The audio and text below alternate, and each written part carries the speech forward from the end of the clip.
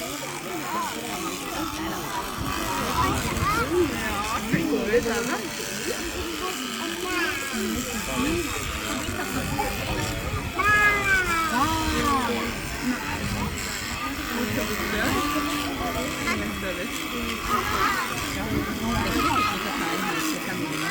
Nei, det var et uheld.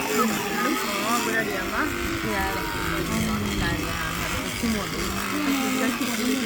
Vil du ha med noe mat til?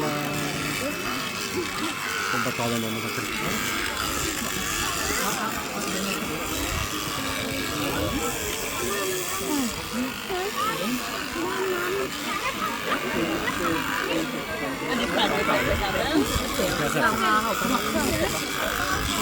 Helle, her er her.